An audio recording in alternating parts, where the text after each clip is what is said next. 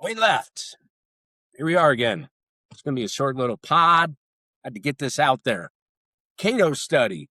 Immigrants reduced deficits by $14.5 trillion since 1994. So what is the Cato Institute? The Cato Institute is a right-wing think tank, economics think tank, free markets, pro-legal immigration, very much leaning to the right, but they wanted to come out and do an analysis. They did a 30-year analysis on how immigration has affected deficits. And specifically this paper, and this is the beauty of this, and look it up. It's Cato Institute. It's on their website. Cato study, immigrants reduced deficits by $14.5 trillion since 1994. This is from February 3rd, 2026. The author is Beer, last name Beer, B-I-E-R, David J. He does it with two other people. And they wanted to do a full study. So this isn't how not, there's a book called How Not to Be Wrong. It's about math, where you can just pick certain parts of the graph or certain time periods and go, wow, this was terrible, this was good. This is 30-year study, legit, unbiased. It's coming from a right-wing think tank, free markets, pro-immigration. I'm going to read directly what they said their two main goals were. They were this to remind you, this was co-authored with Michael Howard and Julian Salazar. So three people on this from the Cato Institute, looking at 30 years of immigration. Immigration for illegals and legals. So this isn't just legals, this is both. Undocumented and documented. In this paper, we wanted to accomplish two main things. Number one, provide the first ever assessment of the total net fiscal effect of all immigrants from 1994 to 2003, rather than a one-year snapshot or forward-looking projection like many other studies. We wanted a sufficiently long period to assess claims like those by White House Deputy Chief of Staff Stephen Miller, Gollum, the Goebbels-esque Nazi white supremacist, white, short, ugly motherfucker. I can't say enough bad things about him. This is exactly what he wants. The person that says he only wants 100 million people in this country, asserting that immigrants, so Stephen Miller asserted that immigrants have already sucked us dry. Number two, provide the clearest explanation for the mechanisms driving the fiscal effects of immigration on government budgets. So a clear, comprehensive study, 30 years. And I'm reading from this article. Immigrants have reduced the deficit every year. So there's no one giant year that reduced deficits by $6 trillion and one year that did by $7 trillion. All the other years were negative. From 94 to 2023, 30 years, there was a fiscal surplus. The lowest year was, I think the first year, what's the number, like 16 billion. One year it was 878 billion. That was 2023.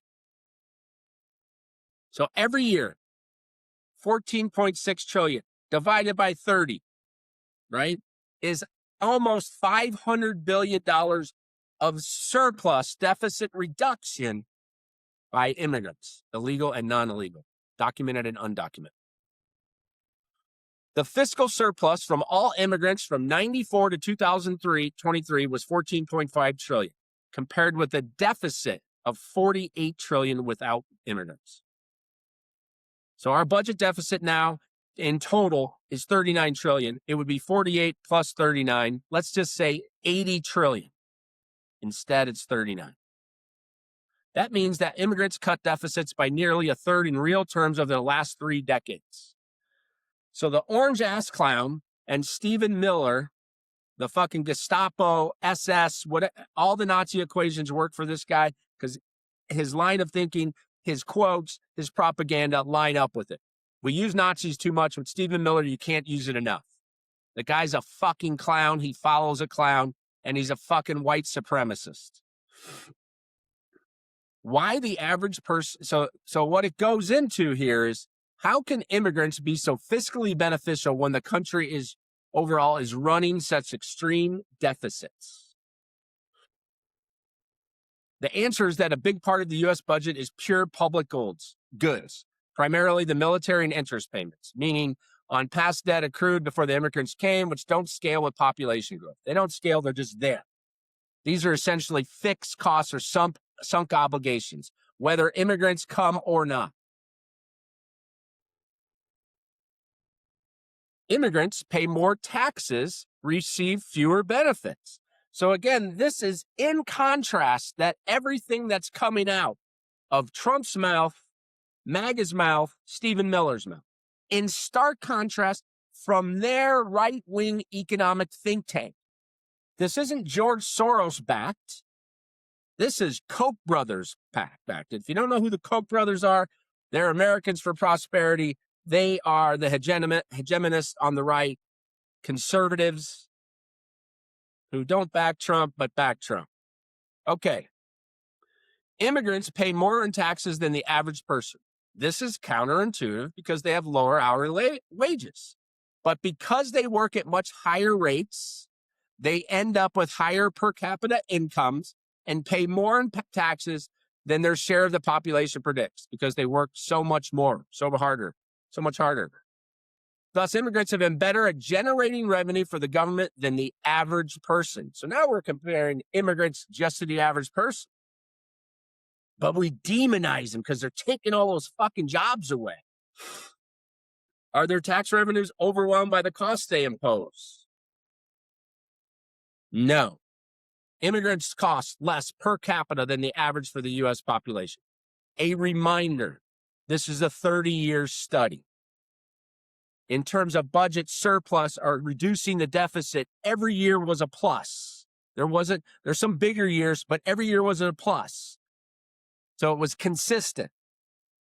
Now, the cost may not have been consistent, but the point is that U.S. and immigrant average from 1994 to 2023, immigrants cost less per capita. This includes prisons and felonies, whatever that can be, education, needs-based, old age benefits, public goods.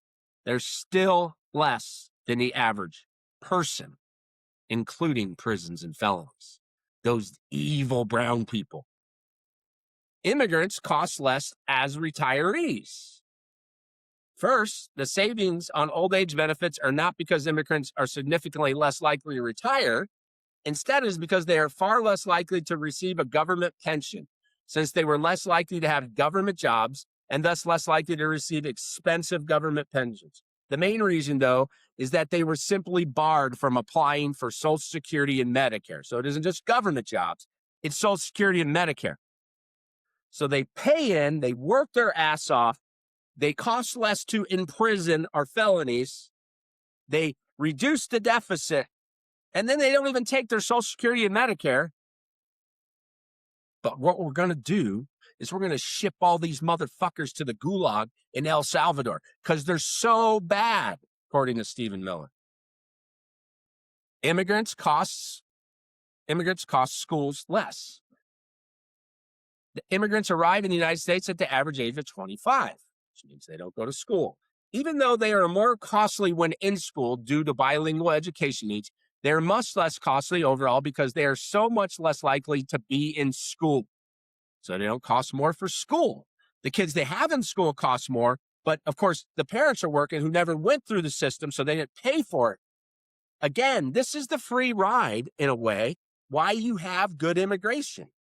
You bring in low-skilled, high-skilled, most of them are already educated, so they're not educated or out of the education system. So you're not paying for their education, but they're coming here and working their ass off. In a lot of cases, they don't even take their old age benefits. So we get the plus, but they're so murderous. Again, prisons and felonies are less cost for immigrants than average citizens. Immigrants aren't big welfare users. Immigrants are much more likely to be in poverty, but use roughly an average amount of what we call needs-based assistance. That includes traditional welfare, food assistance, Medicaid, refundable tax credits, and unemployment insurance. The entire reason for this disconnect between poverty rates and welfare use rates is that many immigrants are here illegally and so are eligible to apply for welfare in most U.S. states. I know there's the big fraud conspiracy that all these illegals, and guess what? There's grift at top and bottom. So I'm sure there's been some grift, but that's built into these costs. And it's still less than the average person. This conclusion that immigrants use welfare at the same rate as the U.S. born population matches the Trump administration's conclusion in 2019. Again, read this study. Actually, I'll probably put this study out on my website, or maybe I'll include it in my community notes on YouTube. So if you're on YouTube, you can go to community notes and you can see this article or the graph. It's unbelievable. And it's exactly what intelligent people have been saying for years. Intelligent people like the Cato Institute, pro-immigration. Yes, you need border control. Yes, you need some customs enforcement. What you don't need is a Gestapo, and what you don't need is to stop immigration. What you don't need is to get rid of H-1 visas, H-1B visas for higher tech skilled workers and make it so cost prohibitive nobody gets in, and demonize every brown person in the fucking world. In the meantime, killing, U.S. citizens. Immigrants don't cause deficits. Another way to look at our main conclusion: immigrants accounted for 14% of tax revenue and 7% of government spend.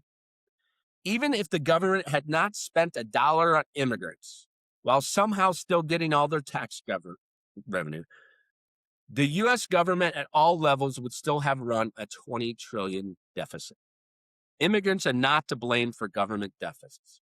Indeed, they reduced the deficit by $14.5 trillion. Think about that. Think about what MAGA is pushing. Think about what the Fix News, Fox is pushing. Think about what Steve Bannon's pushing. It's going to make the country dark. It's going to make it a worse place. Other three broad conclusions are inescapable. The average additional person is fiscally positive because pure public goods are such a huge, big portion of the budget. Immigrants generate more tax revenue. Immigrants' employment rates are well documented. The correlation between taxes and income and taxes is well established. Immigrants use fewer benefits. Our paper also concludes, without the contributions of immigrants, public debt at all levels would already be above 200% of GDP, nearly twice the 2023 level. Even low-skilled immigrants, those without bachelor's degrees, reduce the debt by $2.8 trillion. Immigrants in all categories of educational attainment, including high school dropouts, lowered the ratio of deficit to gross domestic product during the 30-year period. Illegal immigrants, likely, so this could be the argument from Stephen Miller, those illegals, they're just tearing up the country. I mean, they're not white, they're not Christian, and they're not Nazis. Get them out. Illegal immigrants likely reduced the deficit by at least $1.7 trillion. Even including the second generation, who are mostly still children who will become taxpayers soon, the fiscal effect of immigration was positive every year, reducing the debt by $7.9 trillion.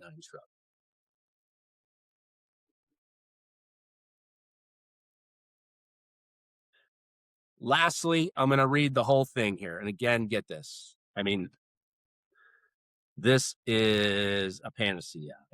It's remarkable. It kind of points out what we all thought, what we that understand how important immigration is to the success of a consumerism, capitalistic, anarcho-capitalistic society, which I have disagreements with, for it to sustain. Overall, the main conclusion of our paper is that there's nothing systematically wrong with U.S. immigration policy. Nothing systematically wrong with U.S. immigration policy regarding the fiscal effects of immigrants. There is nothing unsustainable about the U.S. immigration system. We could have scaled immigration as it existed without burdening government budgets. For years, nativists, Stephen Miller, as it existed without burdening, for years, nativists in Congress and the administration have wrongly claimed that immigrants are behind the growth in debt and that the U.S. immigration system allows foreigners to take advantage of Americans' generosity. That's the other thing they point out from the right, from MAGA. They're taking advantage of us. We got to get them out. We got to root them out. They're taking their damn jobs. Our data completely repudiates this view. Immigrants are subsidizing the U.S. government. The best way to balance the budget is to reduce spending, particularly on wealthy retirees, boomers. But rather than hinder our efforts to control deficits, immigrants are helping. Read the fucking document. Cato Institute, Cato study, immigrants reduce deficits. Read it. And thank you for listening to this little pod from the way left.